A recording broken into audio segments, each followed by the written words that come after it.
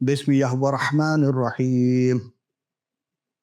वमिनल्लज़ीना क़ालू इन्ना नसारा अख़ज़ना मीसाक़हुम फ़नसू हज़्ज़म मिम्मा ज़क्करू बिही वअग़रयना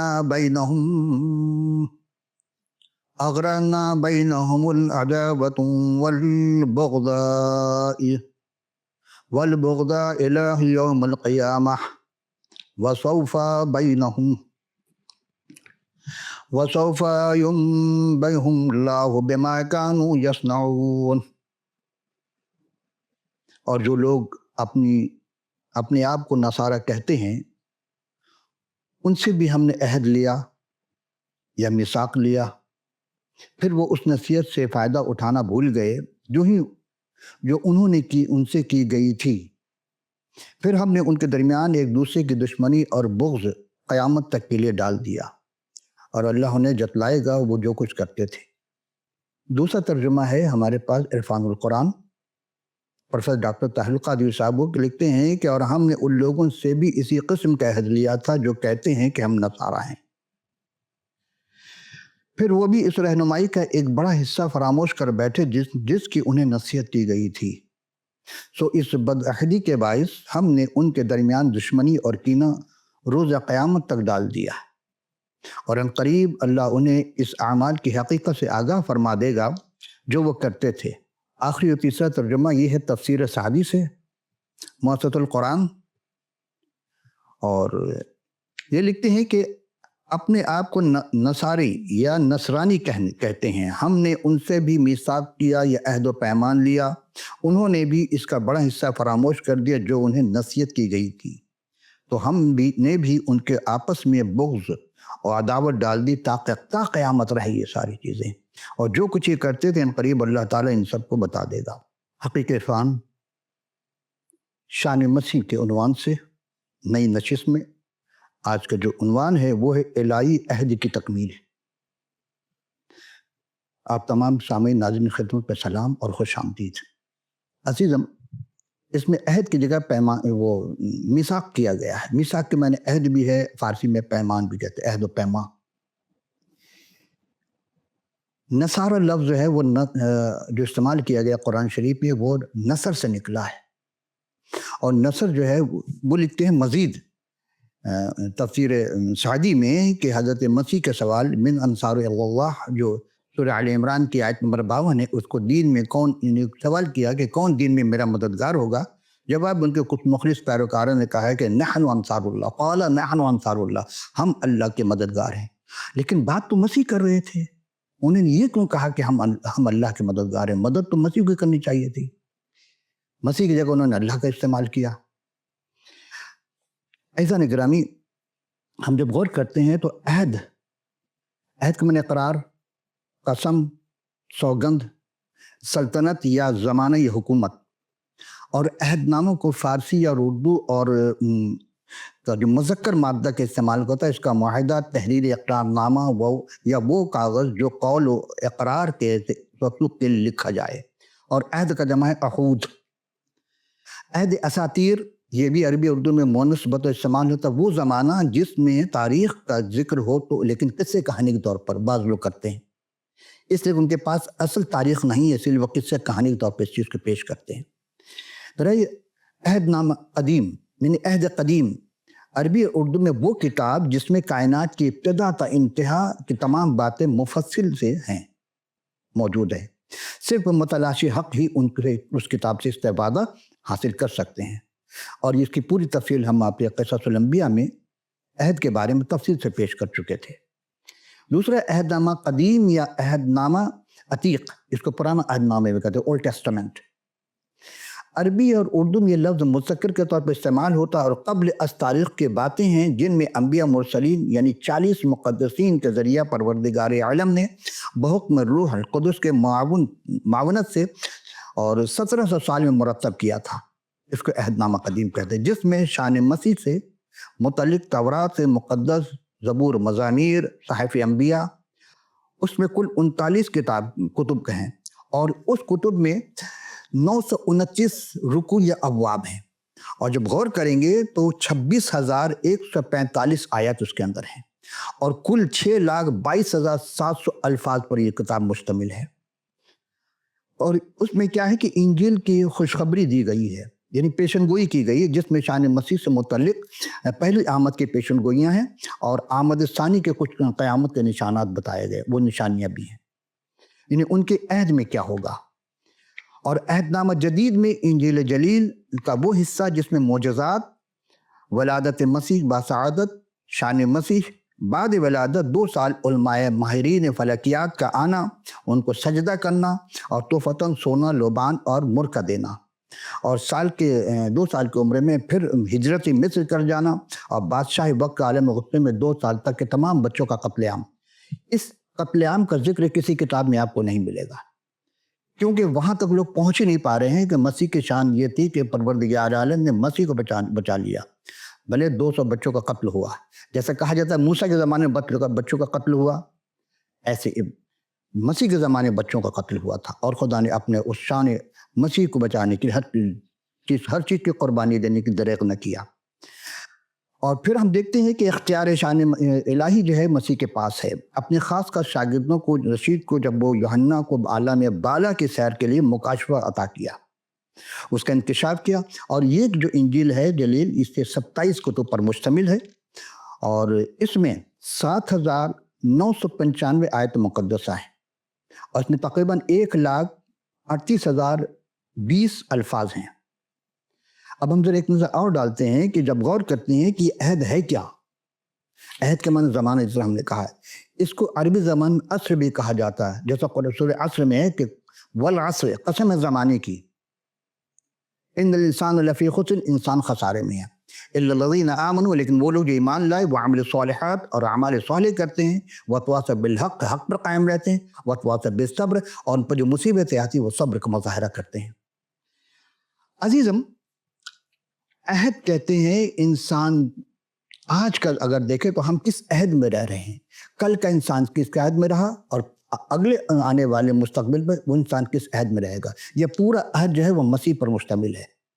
آپ غور کریں گے کہ پہلے بھی جب تھا وہ قبل مسیح کہلایا، اور مسیح کے آسمان پر اٹھائے جانے کے بعد یہ بعد مسیح کہلایا۔ عہد ہم یہ دیکھتے ہیں کہ مسیح کے عہد کا، کہ جب بات کرتے ہیں تو پروردگار عالم جو ہے وہ مسیح جو ہے پروردگار عالم کے ساتھ ساتھ ہے، ازل سے ابد تک۔ تو مسیح کے عہد کو تکمیل کے لیے پروردگار عالم نے اپنے کلام میں ہر کو اس خوشخبری سے آشنا کیا کہ جب بھی تمہارا دور آئے تم اس دور سے گزرو تو پھر اس کو پا لینا۔ اچھا، دیکھتے ہیں کہ عہد الہی سے انحراف کے لیے، اب وہ آگے چل کر لکھتے ہیں کہ عہد الہی سے انحراف کے بے عملی کی وہ سزا ہے جو اللہ تعالیٰ کی طرف سے قیامت پر تک کے لیے مسلط کر دی گئی۔ اب کس پر کی گئی؟ چنانچہ عیسائیوں کے کئی فرقے ہیں جو ایک دوسرے سے شدید نفرت و عناد رکھتے ہیں اور ایک دوسرے کی تکفیر کرتے ہیں، ایک دوسرے کے معبود میں عبادت نہیں کرتے۔ معلوم ہوتا ہے کہ امت مسلمہ پر بھی یہ سزا مسلط کر دی گئی، خود ہی کہہ دیا انہوں نے۔ یہ امت بھی کئی فرقوں میں بٹ گئی جن کے درمیان شدید اختلافات اور عناد، نفرت کی دیواریں حائل ہیں، یعنی اللہ تعالیٰ رحم فرمائے۔ عہد کس نے توڑا؟ جو بھی عہد توڑے گا تو پروردگار عالم کی نگاہ میں وہ شخص مجرم قرار پائے گا۔ اور آج ہم جب غور کرتے ہیں تو ہم ذرا ایک نظر ڈالتے ہیں کہ عہد کتاب مقدس کے مطابق کہاں سے عہد چلا، اس عہد کی تکمیل کے لیے پروردگار عالم نے کس کس سے عہد لیا۔ آئیے سب سے پہلے عہد ہم دیکھتے ہیں کہ تکوین، پیدائش کی کتاب اردو ترجمہ، اس کے پہلے رکوع کی 28 سے 30 آیت میں ہے۔ عدن کا عہد اس کہلاتا ہے، انسان کی بے گناہی کے دور، یعنی وہ دور جو تھا انسان کی بے گناہی میں، اس میں عہد باندھا گیا اور اس کے تحت انسان بڑھے بڑھنے پھلنے اور زمین کو معمور اور محکوم کرنے کا ذمہ دار تھا، اور اسے تمام جاندار پہ اختیار دیا گیا تھا۔ اس پہلے انسان یعنی حضرت آدم علیہ السلام کو باغ عدن کی باغبانی اور نگہبانی کرنے کے لیے کہا گیا تھا۔ درخت لگائے گئے تھے، سوائے ایک درخت کے، ہر درخت کے پھل کو کھانے کی اجازت تھی۔ مؤخر ذکر حکم عدولی کی سزا موت ہے، کہہ دیتا جس دن تو کھایا تو مرا، لیکن 930 سال تک آدم زندہ رہے۔ تو کیا چیز مر گئی تھی ان کی؟ وہ روحانیت یا کچھ اور؟ اب ہم دوسرے عہد پہ آ رہے ہیں۔ حضرت آدم کے ساتھ عہد کیا خدا نے؟ یہ عہد بظاہر آدم اسلام سے ہے، لیکن اس میں پوشیدہ طور پر شان مسیح کی خاص اہمیت کو اجاگر کیا گیا ہے، اور یہاں سے مسیح کی عہد کے ساتھ ساتھ تکمیل ہوتی چلی جائے گی، لیکن ابھی آغاز ہے، پیشن گوئی ہے۔ انسان کے گناہوں کے میں گرنے کے بعد خدا نے سانپ پر لعنت کی، لیکن گناہ میں انسان گرے تو سانپ پر لعنت کیونکہ سانپ کی وجہ سے ہوا، جو ابلیس کہلایا تھا بعد میں، اور سانپ پر لعنت کی، اور سانپ اور عورت اور مسیح اور شیاطین کے درمیان دشمنی کی پیشن گوئی کی۔ مستقبل میں شیطان اور مسیح کو زخمی کرے گا، یعنی شیطان جو ہوگا مسیح کو زخمی کرے گا، لیکن مسیح کی شان یہ ہوگی کہ وہ شیطان کو برباد کر دیں گے۔ ابھی مسیح کو دور دور تک نام نشان نہیں، ابھی تو پہلا انسان ہے، دوسرا انسان ہے۔ عورت درد زے سے اب بچے جنے گی، اس کا شوہر اس پر حکومت کرے گا، یا زمین بھی لعنتی، اور اس نے کاشتکاری کے لیے اسے اونٹ کاٹوں اور اونٹ کٹاروں کا سامنا کرنا پڑا، یعنی ایسی جھاڑیاں بھی ہوں گی۔ مشقت اور پسینے سے اس کے کام کا حصہ ہے، وہ بالآخر اس زمین پر لوٹ جائے گا جس سے وہ نکالا گیا تھا۔ تیسرا عہد، نوح کے ساتھ خدا نے عہد باندھا تھا، اور یہ عہد پیدائش کے 8ویں باب کی 20 سے 22 آیت اور 9ویں باب کی 1 سے 27 آیت پر مشتمل ہے۔ گو کہ اس کو بھی میں اختصار سے پیش کروں گا آپ کی خدمت میں، تاکہ عہد سمجھ لیں کہ کہاں کہاں عہد خدا باندھ رہا ہے، کس کے ذریعہ۔ خداوند قدوس نے حضرت نوح سے وعدہ کیا، یعنی عہد کیا، کہ آئندہ کبھی بھی زمین کو ملعون ٹھہرا کر ساری دنیا کو طوفان سے برباد نہیں کریں گے۔ خدا نے قوس و قزح میں اس کا نشان ٹھہرایا، لیکن اس عہد کے ساتھ انسانی حکومت کا قیام اور سزائے موت کا اختیار شامل کیا، کہ اب جو بھی گناہ کرے گا اس کو سزا ملے گی، اور حد سے زیادہ گناہ ہو تو اس کی سزا موت بھی ہو سکتی ہے۔ خدا نے زمانوں اور موسموں کی باقاعدگی سے کی ضمانت دی، اور انسان کو حکم دیا کہ پھر سے زمین پر بڑھے پھلے اور اسے آباد کرے، اور ادنا مخلوقات پر اس کے اختیارات اثر نو تصدیق کی۔ پہلے خدا تعالیٰ نے انسان کو باغ عدن میں صرف پھل کھانے اور زمین پر آنے کے بعد پھل اور سبزی کھانے کی اجازت دی تھی، لیکن طوفان نوح کے بعد موسم میں تبدیلی آ گئی، سردیاں بڑھ گئیں، اب وہ موسم کی تبدیلی کے باعث گوشت کھانے کی اجازت دی۔ حضرت نوح علیہ السلام کی نسل کے سلسلے میں خداوند عالم نے حام کے بیٹے کینان کو ملعون ٹھہرایا، اور وہ سم اور یافت کا غلام ہوگا، اور خدا نے حضرت سم سے خصوصی برکت دی، جس میں مسیح کی شان بھی شامل تھی، یعنی مسیح کی آمد کا ذکر وہاں سے چلے گا۔ پھر خدا نے یہاں مسیح کے لیے ایک خاص ابواب کھولا، اور یعنی انہی کے پاک نسل سے مسیح کا ظہور ہوگا، لیکن ابھی بہت دیر ہے۔ یافت کو خدا پھیلائے گا اور سم کے ڈیروں پر بسے گا۔ اور چوتھا عہد، وہ حضرت ابراہیم علیہ السلام خلیل اللہ جو تھے، ان سے عہد باندھا تھا خدا نے،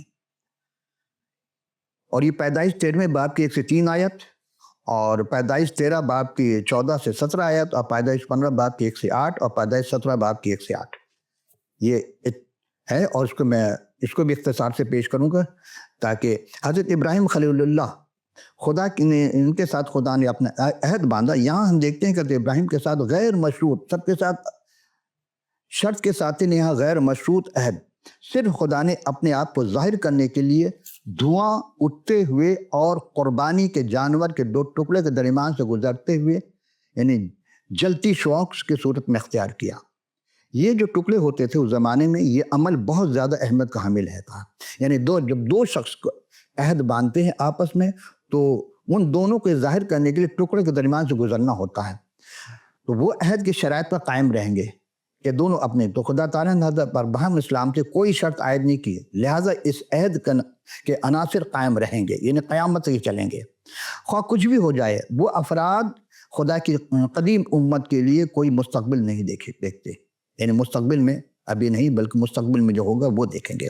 اکثر اس عہد میں عہد ابراہیمی کہا گیا، اور کم از کم سرزمین کے لحاظ سے مشروط قرار دینے کی کوشش کرتے ہیں۔ دراصل ایسا کرتے ہوئے یہ دعویٰ کرتے ہیں کہ یہ تمام برکتیں صرف اسی کے لیے ہے، یعنی حضرت ابراہیم علیہ السلام کے لیے، یہاں تک اسرائیل کے لیے، یا وہ چونکہ یعقوب علیہ السلام کے نسل آگے چلی ہے تو بنی اسرائیل یا اسرائیل کے لیے یا تو سرے سے کوئی برکت نہیں، پھر غور کریں، اسرائیل کے سرے سے کوئی برکت نہیں یا بہت تھوڑی برکت رکھی گئی تھی، لیکن ویسا اتنا عرض کرتے چلیں کہ اس عہد میں حضرت ابراہیم علیہ السلام اور ان کے نسل کے لیے چند برکتیں تھیں۔ پہلی برکت، ایک بہت بڑی قوم بناؤں گا، حضرت اسماعیل علیہ السلام کا، اور وہ اسرائیل کے یعنی یعقوب علیہ السلام کے ذریعے وہ نسل چلی، کیونکہ ابراہیم علیہ السلام کے دو بیٹے تھے، اسماعیل اور اسحاق، پھر اسحاق کے دو بیٹے ہوئے یسوع اور یعقوب، اور یعقوب کے جو 12 بیٹے ہوئے، اس سے یہ 12 نسل پھر آگے چلی، اس طرح اس نے کہا تھا۔ اور تیسری، یعنی ابراہیم علیہ السلام کے لیے خاص شخصی برکتیں تھیں، نام کی سرفرازی، یعنی تو جو تجھے برکت کرے گا دے گا ہم اسے برکت دیں گے، جو تجھے لعنت کرے گا اس پر لعنت دیں گے، اور پھر نام کی سرفرازی، دوسروں کے لیے باعث برکت، اور ان کے دوستوں کے لیے الہی برکت، ان کے دشمنوں کے لیے لعنت، ان سب قوموں کے لیے برکت بوجہ شان مسیح، یعنی مسیح کی تکمیل ہوگی، اور کینان یعنی اسرائیل اور فلسطینی کی دائمی حکومت قائم ہوگی۔ یہ پیدائش 13 باب کے 14 سے 17 آیت میں ملے گی آپ کو۔ ان گنت فطری اور روحانی نسل جو اسماعیل اور اسحاق کے ذریعے سے بہت سے قومیں اور بادشاہوں میں پیدا ہوں گے، خدا کے ساتھ خصوصی تعلقات جو رکھے گا اس کو برکت ملے گی۔ پانچواں عہد، یہ حضرت کلیم خدا جو خدا سے کلام کے ساتھ باندھا تھا، اور یہ ان کا جو عہد ہے یہ خروج 19 باب کی 5 سے 25 آیت میں ہے، اور خروج باب کی 20 باب کی 1 سے 13 اور 18 آیت، اور 31 باب کی 31 سے 18 آیت تک کی ہے، خروج 21 کا 1 تا 24 اور 24 باب کی 1 سے 11۔ یعنی ہم جب دیکھتے ہیں کہ اسی عہد میں اس عہد کو عہد موسوی کہا جاتا ہے، یہ بہت وسیع تر معنوں میں موسوی عہد میں خصوصی طور پر 10 احکامات دیے گئے تھے جس کو 10 کمانڈمنٹ کہا جاتا ہے، جن میں سے خدا نے اپنے ہمدرد انسانوں کے متعلق فرائض کا بیان کرتے ہیں، اور وہ خروج 20 باب کی 1 سے 22 آیت میں ہے۔ یہ مشروط عہد جس میں انسان فرما برداری کا تقاضا تھا، خدا کی طرف سے چنانچہ جسم کے سبب سے کمزور تھا، اور اس کا مقصد نجات دینا نہیں بلکہ گناہوں کے لیے قائلیت پیدا کرنا تھا۔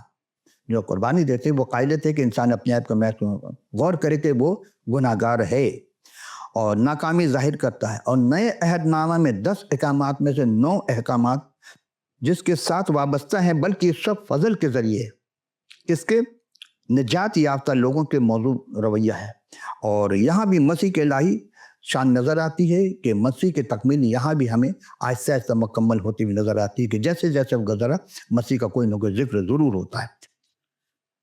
چھٹا عہد، یہ فلسطینیوں کے اس کے عہد دیا گیا تھا، اور یہ استثناء 30ویں باب کی 1 سے 9 آیت ہے، اور پیدائش 14 باب کی 15 اور پہلا سلاطین 4 باب کی 21 سے 24 آیت کا ہم اختصار پیش کر رہے ہیں۔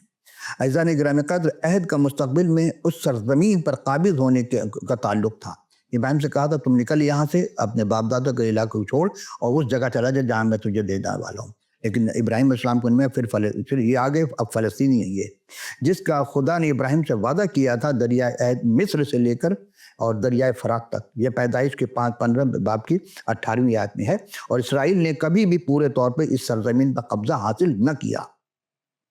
اور چیزیں میں کیا کہہ رہا ہوں، یہ کتاب مقدس ہے، کلام مقدس جو ہر ماضی کی اور آنے والے وقت کی باتوں کو دہراتا ہے، بتاتا ہے کہ اسرائیل نے کبھی بھی وعدے کو پورا نہیں کیا۔ وہ جو قرآن میں ہے نا کہ انہیں اپنے وعدے بھول گئے، پاس نہ کیا، یہ وہ وعدے تو خدا نے کیا تھا۔ کس کا وعدہ ہے؟ ہم آگے چلتے ہیں۔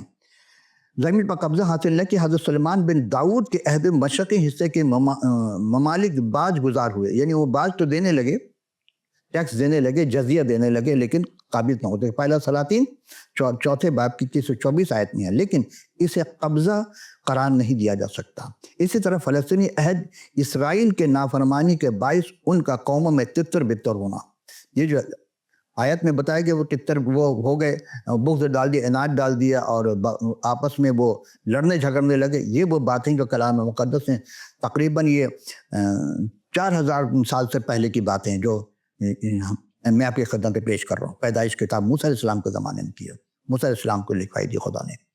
پھر ہم دیکھتے ہیں کہ یہاں میں دیکھتا ہوں کہ قرب قیامت یا آمد ثانی سے قبل خداوند نے کی طرف ان کا رجوع ہونا، اسرائیل جو ہے وہ دوبارہ یعقوب کی اولاد دوبارہ رجوع کریں گے جناب مسیح کی طرف، اور خداوند کی دوسری آمد پر ان کا دوبارہ اکٹھا کیا جانا، اور ملک میں ان کی ترقی، خوشحالی، ان کے دل کی تبدیلی، خداوند سے محبت اور فرما برداری کا اظہار، اور ان کے دشمنوں کی سزا شامل ہوگی۔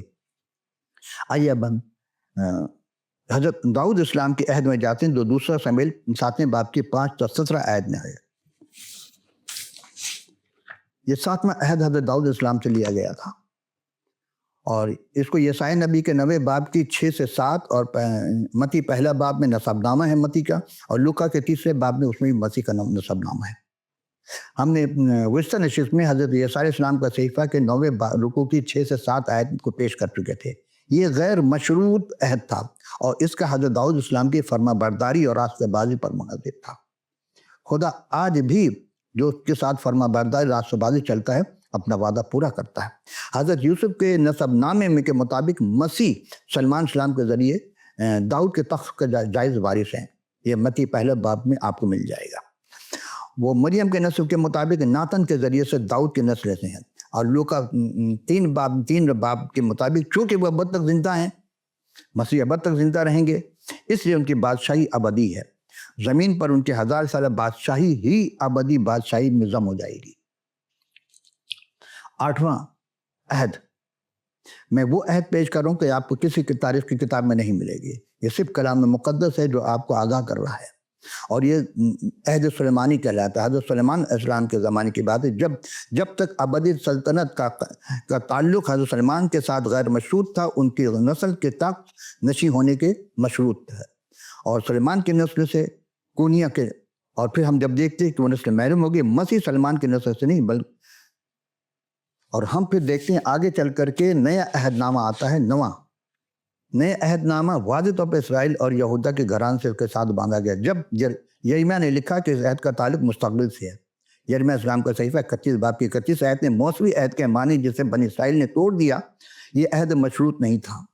اس میں خدا تعالیٰ غیر مشروط وعدے کرتا ہے، اور گناہوں کے معاف کر کے انہیں بلا دیا جائے گا، اور قوم کا وجود ہمیشہ کے لیے قائم رہے گا۔ عزیزان گرامی، اسرائیل نے من حیث القوم ابھی تک نئے عہد نامہ کو نئے عہد کا استفادہ نہیں کیا، لیکن مسیح وہ کی آمد ثانی پر ضرور ان سے مستفید ہوں گے، ان ایام کی حقیقی دیدار عہد کے بعض ایک برکتوں سے لطف اندوز ہوں گے۔ عزیزان گرامی قدر، ہم غور کریں گے ابھی نئے عہد نامہ میں آگے، اور نئے عہد نامہ جو ہے وہ مسیح کی شان بیان کرتا ہے جو ابدی عہد ہے، اور اسی نئے عہد نامہ میں مسیح کی تکمیل ہو رہی ہے، یعنی مسیح کی عہد کی جو تکمیل خدا نے کی، وہ یہ عہد شروع ہو چکا ہے۔ اب کیسے وہ عہد ہوا، یہ ہم آپ کی خدمت میں پیش کر رہے ہیں۔ مسیح کے عہد کی تکمیل ہم لوکا رسول کی معرفت لکھی گئی انجیل جلیل اس کے 22 باب کی 14ویں آیت میں دیکھتے ہیں۔ صدیوں سے یہودی عید فصح مناتے رہے۔ یہ یادگار تھی کہ ایک بے داغ برہ کے خون کے معرفت ان کو مصر کی غلامی سے شاندار رہائی حاصل ہوئی، اور یعنی عید فصح کا تہوار منانے لگے۔ تو تاریخ کا یہ خاص ایام اور خاص واقعات کتنے صاف طور پر مسیح کے ذہن میں آئے ہوں گے کہ وہ فصح کا حقیقی برہ، یعنی مسیح اپنے آپ کو پیش کر رہے ہیں، جس طرح قربانی کے لیے برہ پیش کیا تھا، مسیح اپنے آپ کو برہ کے طور پر پیش کر رہے ہیں، اور بہت جلد ان کا خون ان کے لیے بہائے جانے کو تھا جو ان پر ایمان لاتے ہیں، یہ ایمانداروں کے لیے تھا۔ اور اسی 22 رکوع کی 15 سے 16 آیت میں یہ خاص فصح خداوند کے لیے ایسے خاص معنی رکھتی تھی جس کا بیان نہیں کیا جا سکتا، یعنی مسیح کو بڑی آرزو تھی، بڑی تمنا تھی، بڑی خواہش تھی کہ دکھ سہنے سے پہلے یہ فصح میں اپنے شاگردوں کے ساتھ کھاتا۔ اس کے بعد اس وقت عید فصح نہیں منائیں گے، کب تک؟ جب تک زمین پر دوبارہ آ کر اپنے جلالی بادشاہی قائم نہ کر لیں، کیونکہ یہ حدیث میں بھی ہے کہ مسیح دوبارہ آئیں گے۔ وہ دوبارہ جب آئیں گے تو مسیح زمین پر بہت فساد ہوگا، گناہ ہوگا، سب کو ختم کریں گے، اور وہاں مسیح کی بادشاہی ہوگی۔ مسیح علیہ السلام نے بڑی حسرت و یاد سے فرمایا کہ مجھے بڑی آرزو تھی، اس نے بڑی شدید اور کمال خواہش کا مفہوم پوشیدہ پایا جاتا ہے۔ ان الفاظ سے ظاہر ہوتا ہے کہ مسیح کو کس قدر اشتیاق ہے کہ ہر جگہ اور ہر زمانے کے لوگ میری میز پر آ کر میرے ساتھ رفاقت کریں۔ کیا کبھی کسی اور دنیاوی بادشاہ یا کسی نبی نے، کسی رسول نے، کسی کی یہ تمنا تھی کہ پوری دنیا کے لوگ، ہر قوم و مذہب کے لوگ اس کے دسترخوان پر آئیں، اور خود نہیں کھایا بلکہ اپنے شاگردوں کو مسیح نے اپنے دست مبارک سے لقمہ دیا۔ لوکا 22 باب کی 17 سے 18 آیت۔ فسح کی رسومات کے مطابق حضرت مسیح نے پیالہ لے کر شکر کیا اور شاگردوں کو دیا کہ آپس میں بانٹ لیں۔ ساتھ ہی آپ نے ان کو یاد دلایا کہ انگور کا شیرہ اب میں سے کبھی نہ پیوں گا جب تک 1000 سالہ بادشاہی نہ آ جائے۔ اس آیت کے ساتھ ہی یہ عہد فسح کے کھانے کا بیان اختتام ہوتا ہے، لیکن مسیح نے ایک نئے باب کا آغاز کیا، اور وہ ہے پہلی اشعۂ ربانی۔ لوکا 22 باب کی 19 سے 20 آیت میں ہے کہ حضرت مسیح کے لیے آخری فسح تھی، اب اس کے بعد فسح نہیں۔ اس کے بعد آپ نے اشعۂ ربانی کا رسم مقرر کی۔ اچھا، انہوں نے حضرت موسیٰ کے زمانے کے وہ جو حکم کو ختم کر کے ایک نئی رسم اس لیے مقرر کی تھی تاکہ وہ اپنے عہد کی تکمیل کر سکیں، کہ مسیحی میں عہد کی تکمیل ہوئی، خدا نے انہی کے ذریعے عہد کی تکمیل کیا ہے۔ اور اسی لیے سب سے پہلے انہوں نے انسان کی خوراک یعنی روٹی کی شان بڑھا دی۔ انسان روٹی سے زندہ رہتا ہے، مسیح نے اپنے آپ کو روٹی ظاہر کیا۔ پہلے روٹی یعنی اپنے بدن کو روٹی سے ظاہر کیا، پہلے شکر کر کے روٹی لی اور توڑ کر شاگردوں کو دی۔ یہ ان کے بدن کی علامت ہے، وہ ان کے واسطے دیا جانے کو تھا۔